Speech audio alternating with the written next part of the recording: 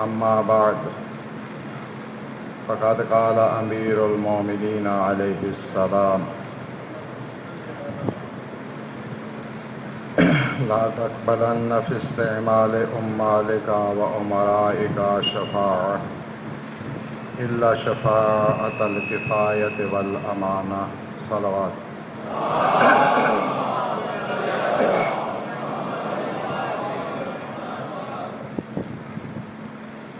سب سے پہلے اپنی طرف سے اور تمام مومنین کی طرف سے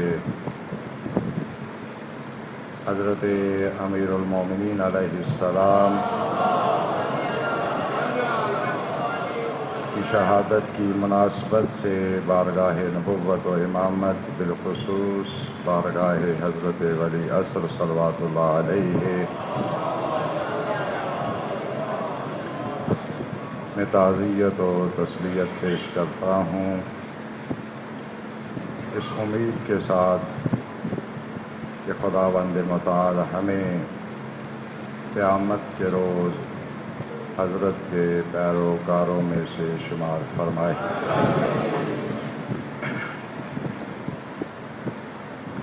آج کے جمعہ کی 2-3 مناسبتیں ہیں۔ آنے والی رات چونکہ شب قدر ہے، انتہائی اہمیت، عظمت اور برکت والی رات، عبادت کی رات، تمام مومنین انشاءاللہ رات بھر اللہ کی عبادت میں مصروف رہیں گے۔ حق تعالی سے مانگنے کی رات، سب حاضرین مومنین کی خدمت میں گزارش ہے کہ اس رات جہاں پہ اپنے لیے دعائیں کریں، تمام مومنین کے لیے بھی دعائیں کریں، اس لیے کہ دوسروں کے لیے دعا کرنا انسان کی اپنی حاجات کے برآوری کا موجب بنتا ہے۔ اور ایک مناسبت یہ ہے کہ آج فلسطین کے مظلوموں کے لیے، ان کی حمایت کے لیے دنیا بھر میں جلوس نکالے جاتے ہیں۔ مومنین سے گزارش ہے کہ وہ ان جلوسوں میں بھی شرکت فرمائیں اور فلسطین کے ساتھ ساتھ یمن کے مظلوم عوام، برما کے مظلوم مسلمانوں کو بھی یاد رکھیں، اور جو کچھ یہ استعماری طاقتیں عراق کے مومنین کے ساتھ کر رہی ہیں، شام میں مظلوم عوام پہ جو ظلم ڈھا رہی ہیں، اس جلوس میں اور ان محافل میں ان سب مظالم کا تذکرہ اور ان سب مظالم کی نسبت اظہار نفرت ہونی چاہیے۔ یہ حدیث مبارک کہ حضرت امیر المومنین علیہ السلام سے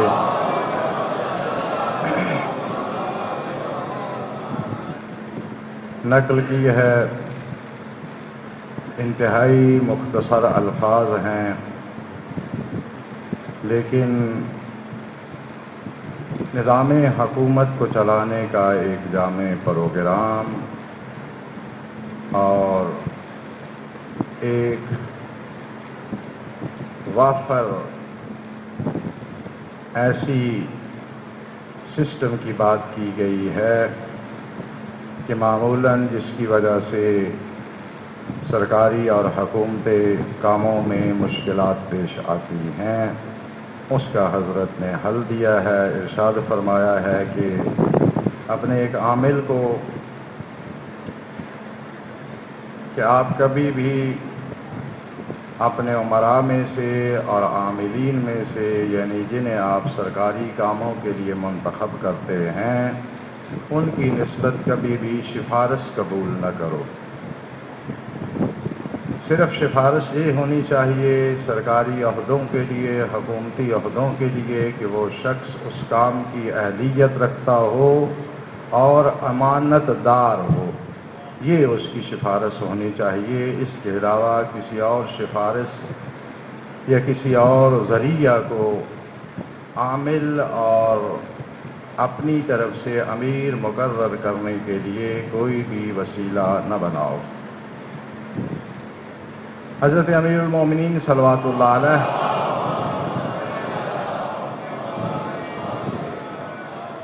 کہ ذات گرامی جن کا مشہور وصف یا جن کے لیے ایک بہت جامع جملہ کہا جاتا ہے کہ آپ کی شخصیت جامع ازداد ہے، یعنی وہ خصائص اور خصوصیات انسانی جو ایک جگہ پہ اکٹھی نہیں ہو سکتی، ایک شخص میں نہیں پائی جا سکتی، وہ سب کی سب صفات آپ کی ذات میں جمع ہے۔ کوئی رحم دل ہوتے ہوئے شجاع نہیں ہو سکتا، لیکن حضرت امیر المومنین صلوات اللہ علیہ کی ذات گرامی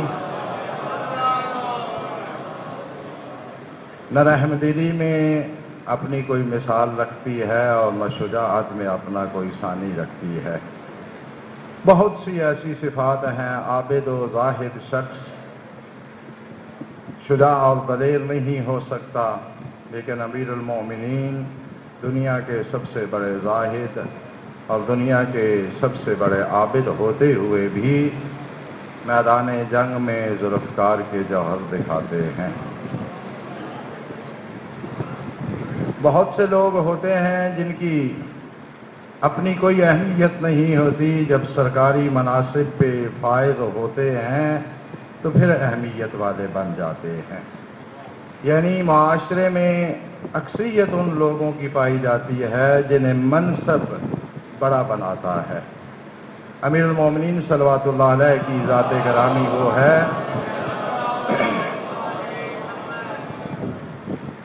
کہ جنہیں منصب نے بڑا نہیں بنایا ہے، بلکہ آپ نے منصب کو اعتبار بخشا ہے۔ یہ میرے الفاظ نہیں ہیں، یہ بہت سے دنیا کے عظیم انسانوں کے کہے ہوئے الفاظ ہیں جن کا ترجمہ آپ کی خدمت میں عرض کیا ہے، اور خلاصہ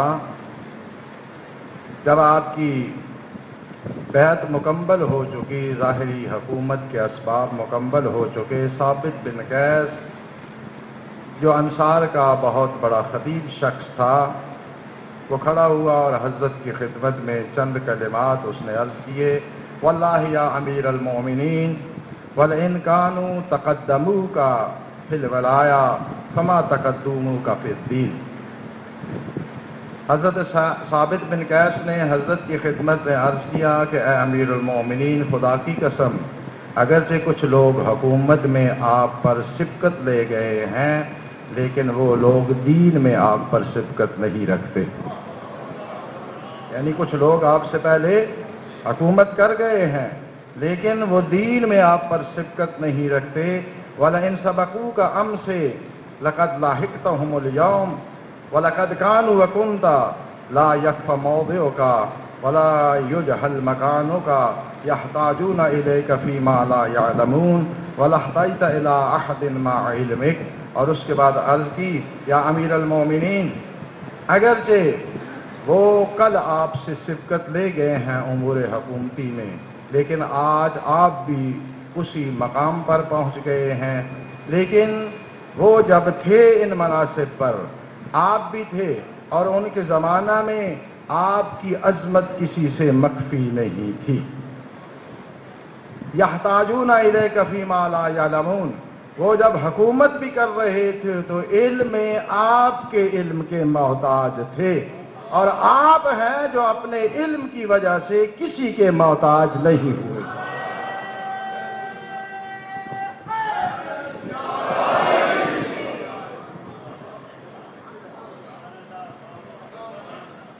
یعنی منصب کو اعتبار بخشا ہے مولا نے۔ حقیقت یہ ہے کہ اگر امیر المومنین علیہ السلام یہ ظاہری حکومت مسلمانوں کی قبول نہ کرتے تو ہمیں اسلام کے نزدیک حکومت کا مفہوم کیا ہے یہ معلوم ہی نہ ہوتا۔ لہذا اعتبار بخشا حضرت صعصع بن صوصان عبدی اسی بیعت کے موقع پہ حضرت کی خدمت میں عرض کرتے ہیں، واللہ یا امیر المومنین قد زینت الخلافۃ وما زانتک ورفعتها وما رفعتک، خدا کی قسم امیر المومنین علیہ السلام آپ نے مقام خلافت کو زینت دی ہے، مقام خلافت نے آپ کو زینت نہیں بخشی۔ آپ نے مقام خلافت کا مقام بلند کیا ہے، خلافت نے آپ کا مقام بلند نہیں کیا۔ وَلَهِيَ أَحْوَجُ إِلَيْكَ مِنْكَ إِلَيْهَا، جتنی آپ کو خلافت کی ضرورت تھی اس سے کہیں زیادہ خلافت کو آپ کی ضرورت تھی۔ تو اتنی عظیم شخصیت کہ جس شخصیت نے منصب کو بھی مقام معراج تک پہنچا دیا، لیکن یہ ساری عظمت کردار سے نکلتی ہے۔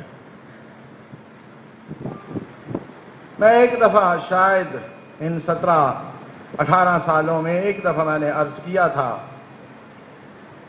کہ بہت سے محققین اس بات پر اتفاق رکھتے ہیں کہ سرکار دو عالم کی نبوت کے 2 معجزے ہیں، ایک معجزہ ہے قرآن کریم اور ایک معجزہ ہے علی ابن ابی طالب۔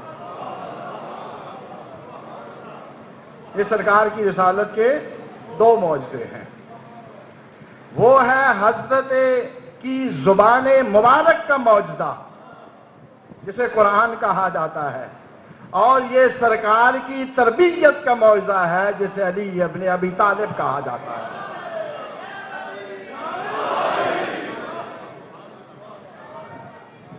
کردار عظمت دیتا ہے، نسبتیں تب باعث عظمت بنتی ہے جب کردار میں بلندی پائی جائے۔ بلند کردار کے لیے نسبت جو ہے وہ اس کی عظمت کو 4 چاند لگاتی ہے، پست کردار کے لیے کوئی نسبت اسے بلند نہیں کر سکتی۔ جس معاشرے میں ہم رہتے ہیں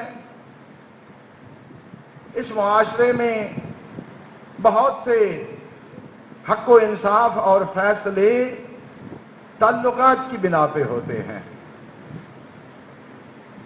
اور انسان نے جتنا کچھ تجربہ حاصل کیا ہوتا ہے، جتنی اس کی معلومات ہوتی ہیں، وہ سب کی سب اپنے کاموں کی توجیہ کے لیے خرچ کرتا ہے۔ یہ جس شخص سے اس کا رابطہ اور لنک پایا جاتا ہے اس شخص کے کاموں کی توجیہ کے لیے زمین آسمان کے کلابے ملاتا ہے، اپنے پورے تجربہ اور علم کو اس کے لیے خرچ کرتا ہے۔ ہمیں حق کی کوئی فکر نہیں ہوتی، ہمیں اپنے تعلقات کی فکر ہوتی ہے۔ امیر المومنین علیہ السلام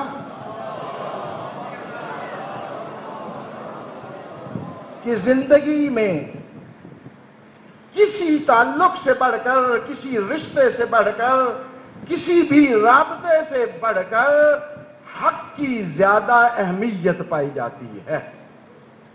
ایک آ کے حق کے مقابلہ میں امیر المومنین علیہ السلام کی ذات گرامی کے پیش نظر نہ کوئی رشتہ ٹکتا ہے، نہ کوئی دوستی ٹکتی ہے، نہ کوئی تعلق داری ٹکتی ہے۔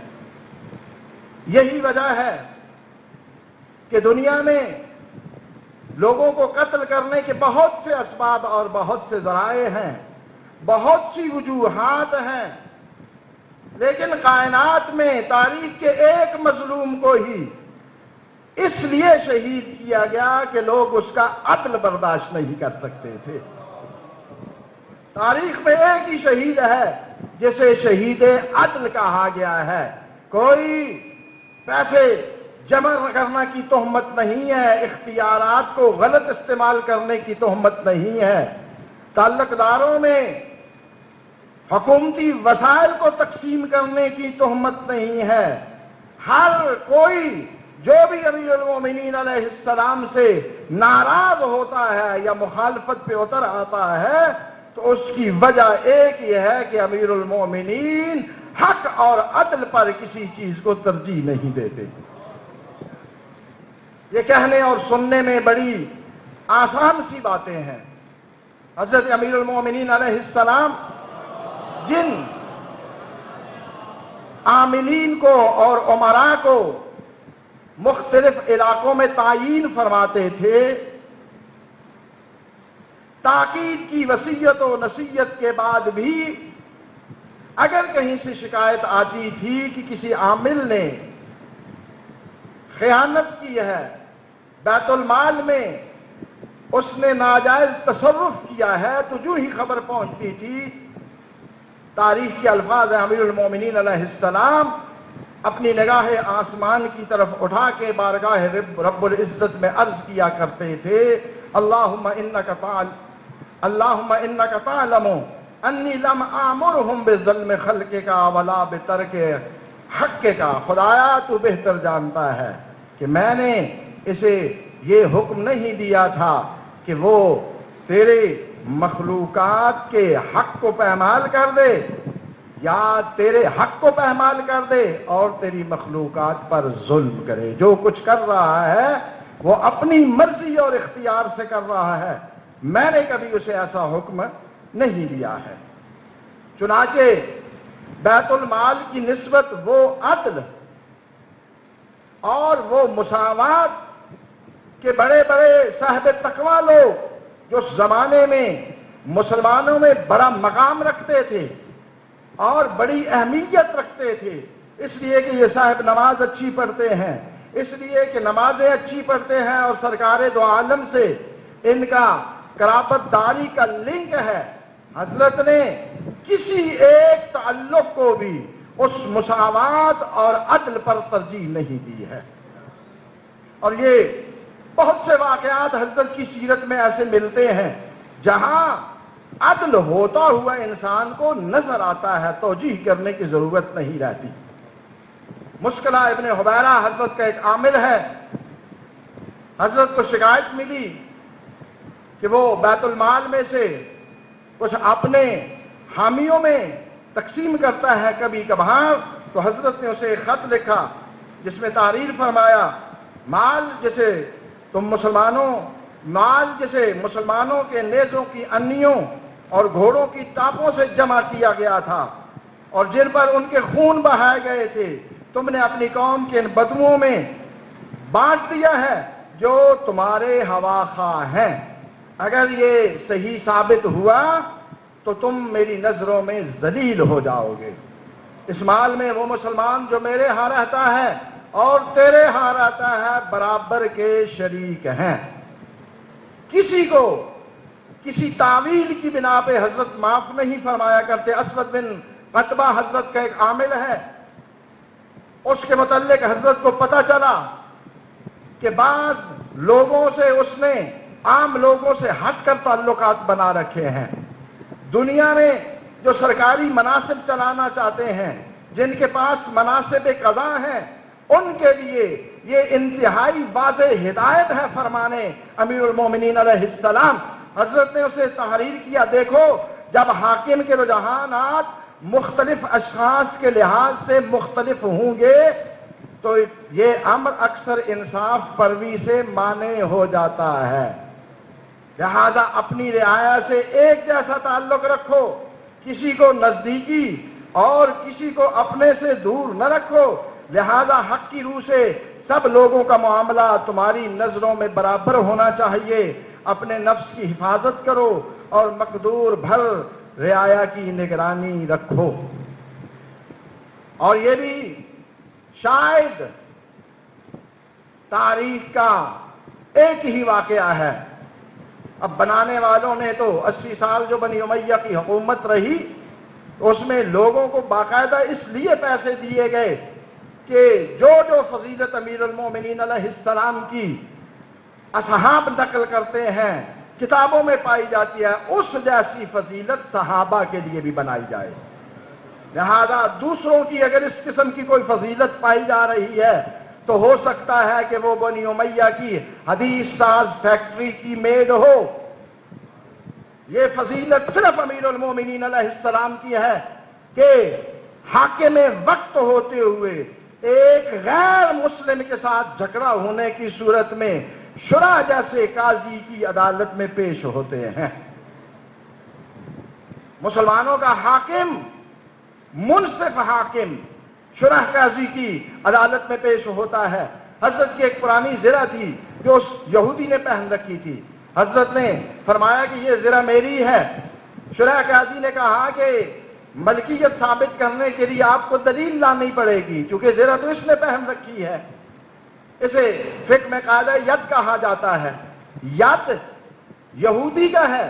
ید کا تقاضا یہ ہوتا ہے کہ جو چیز جس کے ہاتھ میں ہے وہ اسی کا ملک ہے، لہذا آپ کو دلیل لانا پڑے گی. حضرت نے جواب میں یہ ارشاد فرمایا ان ھذہ درعی لم ابہ ولم اہب، یہ میری زرہ ہے، میں نے نہ کسی بیچی ہے نہ کسی کو ہبہ کی ہے. اس سے آگے کوئی دلیل نہیں. اس نے کہا ہاں چونکہ آپ کے پاس دلیل نہیں ہے، زرہ اس نصرانی کے سپرد کر دی. نصرانی زرہ لے کے نکلا. جب عدالت سے باہر آیا تو شرمندہ ہو کر امیر المومنین علیہ السلام سے معذرت کرتا ہے. کہتا ہے کہ مولا یہ زرہ مجھ کو صفین کے راستے سے ملی تھی، وہاں پڑی ہوئی تھی، میں نے اٹھا لی. یہ زرہ یقیناً آپ کی ہے، لیکن آپ کے اخلاق سے متاثر ہو کر نہ صرف آپ کو زرہ واپس کر رہا ہوں بلکہ اسلام بھی قبول کرتا ہوں. تو امیر المومنین علیہ السلام نے فرمایا میں آپ کے اسلام سے خوش ہوں اور زرہ بھی یہ آپ کو دیتا ہوں، اور اس کے ساتھ ایک گھوڑا بھی اس نصرانی کو عطا کیا. تو یہ بڑی بات ہے کہ اتنے بڑے منصب پر فائز ہوتے ہوئے شرح قاضی جیسی کی عدالت میں امیر المومنین علیہ السلام پیش ہوئے اور وہاں پر وہ منصبی جو اختیارات تھے ان میں سے کسی ایک کو حضرت نے استعمال نہیں فرمایا. طلحہ و زبیر امیر المومنین علیہ السلام کی سب سے بڑی خصوصیت جس نے مسلمانوں میں کھلبلی مچا دی تھی وہ یہ تھی خلافتوں کے دور میں تعلقوں اور فضائل کی بنا پر بیت المال کو تقسیم کیا جاتا تھا. عام عربوں کا اور حصہ تھا، غیر عربی کا اور حصہ تھا، غلاموں کا اور حصہ تھا، آزادوں کا اور حصہ تھا، پھر جنگوں کے اعتبار سے بدریوں کا اور حصہ تھا، باقی جو مجاہدین تھے ان کا کچھ اور حصہ تھا، اہل مدینہ کا اور تھا، قریش کا کچھ اور تھا، بنی ہاشم کا کچھ اور تھا، پھر ازواج النبی صلی اللہ علیہ وآلہ وسلم کا حصہ کچھ اور تھا. امیر المومنین علیہ السلام جب بیت المال کے مالک بنے، حکومت آپ کی قائم ہوئی، آپ نے ہر قسم کے امتیازات کو ختم کر دیا. فرمایا سب کو بیت المال سے برابر ملے گا. اور یہ ایک ایسا فیصلہ تھا جس نے بہت سے ذہنوں کو بے چین کر دیا. اس میں حضرت کے نزدیکی بھی تھے، حضرت کے دور والے بھی تھے. طلحہ و زبیر کو جب یہ پیغام پہنچا کہ آئندہ سے بیت المال سے برابری کا حصہ ملے گا تو امیر المومنین علیہ السلام کی خدمت میں حاضر ہوئے. عرض کرنے کے یا امیر المومنین سنا ہے کہ سب کو برابر ملے گا. میں نے فرمایا سب کو برابر ملے گا.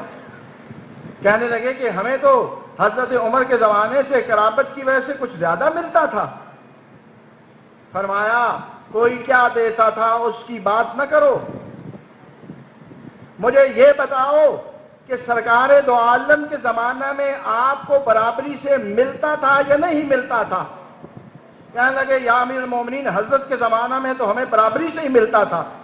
تو پھر فرمایا کہ مجھے بتاؤ کہ آپ نے سنت رسول اللہ صلی اللہ علیہ وسلم پہ عمل کرنا ہے یا سنت عمر پہ عمل کرنا ہے؟ اور اس کے بعد انہوں نے کہا جی ہونی تو سنت رسول چاہیے صلی اللہ علیہ وآلہ وسلم، لیکن ہم اسلام میں سبقت کرنے والے لوگ ہیں، ہم نے جنگوں میں شرکت کی ہے، ہم سرکار دو عالم کے قرابت دار ہیں. 3 دلیلیں اکٹھی دے دی. حضرت نے فرمایا سچ فرمایا ہے، سچ کہہ رہے ہیں آپ کہ آپ نے اسلام میں سبقت کی، جنگوں میں شریک ہوئے، سرکار رسالت کے قرابت دار ہیں، لیکن یہ تو فرماؤ کہ اسلام میں آپ نے مجھ پر سبقت کی یا سب سے پہلے میں نے اسلام قبول کیا؟ آپ نے جنگوں میں شرکت کی تو مجھے بتاؤ کہ مجھ سے زیادہ جنگوں میں شرکت کس نے کی ہے؟ آپ رسول اکرم صلی اللہ علیہ وسلم کے قرابت دار ہیں، ذرا یہ تو بتاؤ کہ آپ کی قرابت داری زیادہ نزدیک ہے یا میری قرابت داری زیادہ نزدیک ہے؟ جب تینوں سوالوں اور تینوں دلیلوں کا حضرت جواب دے چکے تو اس کے بعد حضرت نے دیکھا وہاں ایک شخص مزدوری کر رہا تھا. آپ نے اس مزدور کی طرف اشارہ کیا، فرمایا کہ اس بیت المال میں جتنا اس مزدور کا حصہ ہے اتنا ہی میں علی کا اس بیت المال میں حصہ ہے. یہ سب قرابتیں، یہ سب فضیلتیں ہوتے ہوئے بیت المال میں اس مزدور اور مجھ میں کوئی ترجیح نہیں ہے.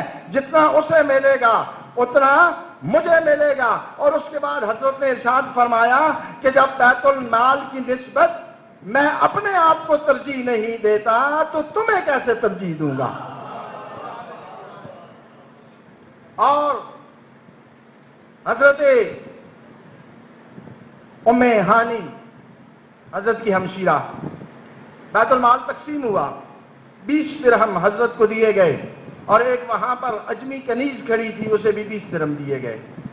تو ایک مرتبہ حضرت ام ہانی نے امیر المومنین علیہ السلام کی طرف دیکھا، عرض کی یا امیر المومنین یہ اجمی کنیز ہے، ایسے بھی 20 درہم اور مجھے بھی 20 درہم.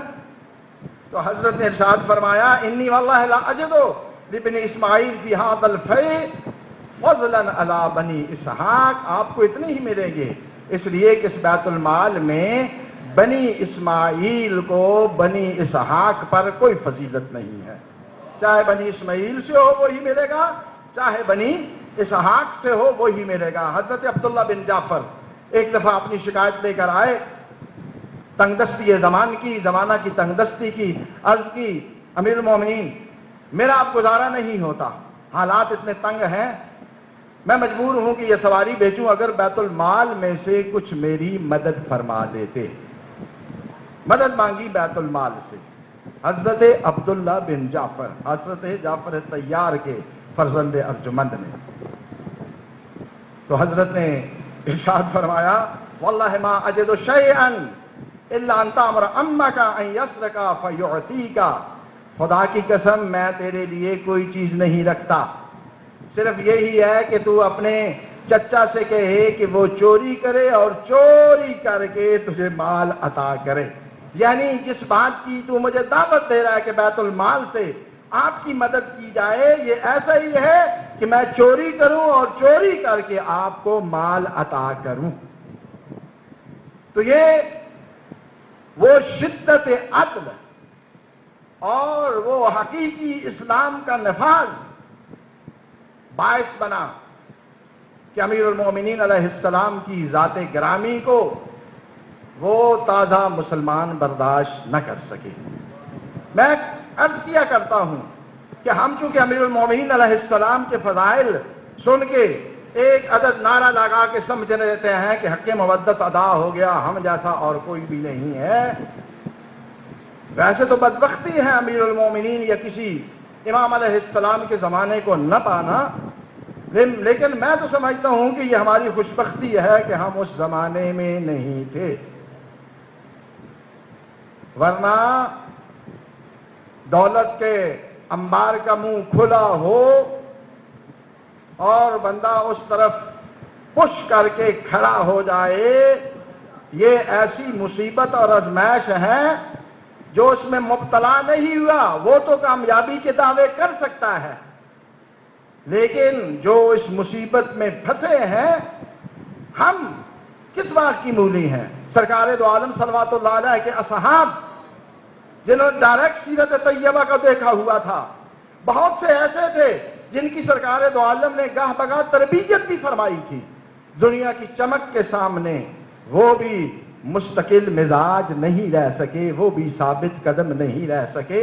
کتنے بڑے بڑے نام ہیں کہ جو امیر المومنین علیہ السلام کے ساتھ تھے، بیعت کرنے والوں میں سے تھے، لیکن عدل کی شدت دیکھ کر وہ امیر المومنین علیہ السلام کے بیت المال سے کچھ مال چرا کر امیر شام سے مل گئے تھے، اس لیے کہ وہاں اس قسم کی کوئی سختی نہیں پائی جاتی تھی. بارگاہ رب العزت میں مسررانہ دعا ہے کہ بحق اہل بیت صلوات اللہ علیہ مجمعین ہمیں صحیح طور پہ مذہب کے احکام کو سمجھنے اور ان پر عمل کرنے کی توفیق عنایت فرمائے۔